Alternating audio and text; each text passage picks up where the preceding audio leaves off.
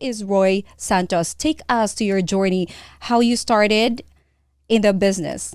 Oh, sounds good. So I started doing makeup for 10 years. So I started doing it because as a teenager, I suffered from horrible acne. Horrible acne. So I used to get bullied. So there's one time that I would never forget when I was in senior in high school. Before Christmas break, I was eating at the food court. And there's this three bullies that actually came in the food court and they handed me a gift. And I was like, I gave it the benefit of the doubt. I'm like, okay, cool. So once I open it, it's clear as cell benzoyl peroxide. And they started laughing. So at that time, I felt so horrible. I started crying. And so because I know like my self confidence is super low. So I promised myself after that incident, I would go to an expert.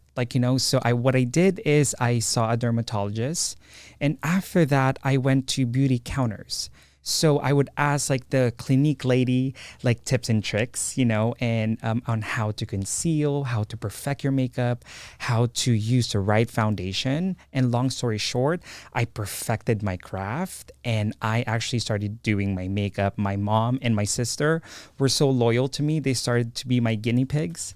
So I used to started doing their makeup, and then it started from being okay, but it started to excel on very high editorial and and I'll be forever thankful for them because they started my journey with them. And I feel like, they helped me mold to a makeup artist that I am now. And I promised myself too, I wanted to be a voice out there for people who got bullied and for people who actually are suffering because sometimes we use so much filters, but I want to make sure that they know how to take care of their skin. They know what to wear with the right foundation. I want people to come up to me and be like, Roy, because of you, I never gave up. That's great. That's a great story. But how old were you when that happened? When you got bullied? What age were you? I was 13. 13. Mm-hmm. So that incident that pushes you to become the best makeup artist right now. Yeah, and I felt like too, it helped me, make sure that I take care of myself. It made me open my eyes that I have to take care of myself because I always tell my clients nowadays, no matter how expensive your foundation is, if you don't really take care of your skin, the foundation would not cooperate with you. So having a good regimen will make everything perfect. So the one that inspire you is the bullying, right? So no person that really inspire you doing that, but it started from you. And you just keep on growing and that motivates you to become the best, right? Definitely. But right now, my question is, why would people wear makeup? I would say with makeup, it helps them feel better.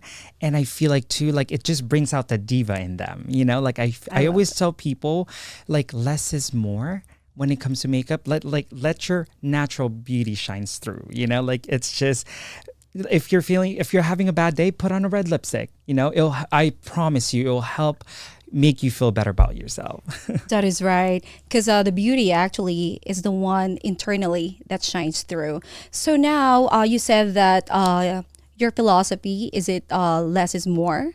Yes, that's one of my philosophy, but my greatest philosophy is I always tell people makeup is not just about brushes, colors of eyeshadow. It's about evoking emotion. It's about telling a story without even saying a word.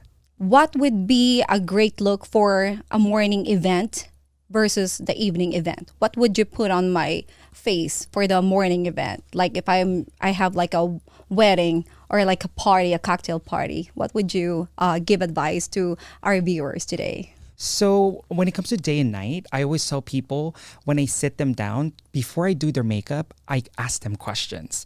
It's really crucial for me to ask the right enough of question.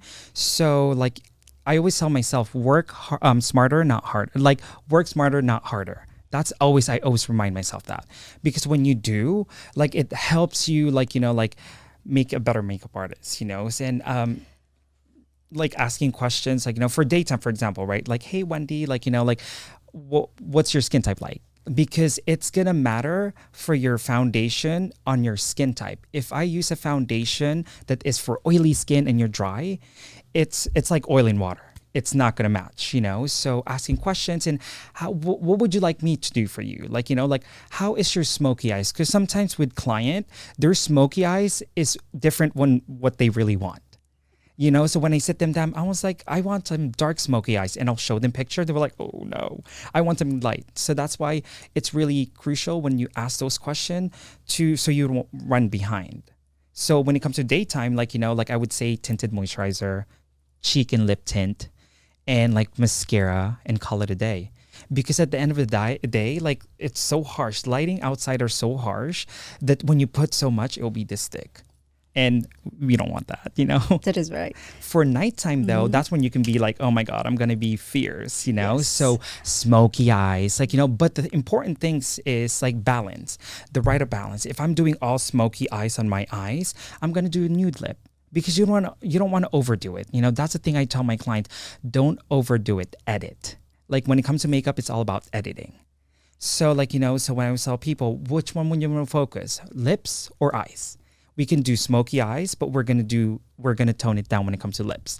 You want to do bold lipstick, by all means, you know, but we're gonna do something subtle on the eyes. So yeah, it's about balance. Are you planning to have any class, a master class, like coach people, especially on the COVID era? Everyone now is on Zoom, and not everyone really have an event to go to. So, any coaching, mentoring, or opening up a master class? That's actually one of my dream.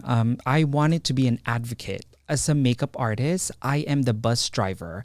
I advocate them because I always tell my client, I'm not going to be there every time that I'm going to be with you. I may do your makeup fierce this time, but I want to make sure you take something in this appointment.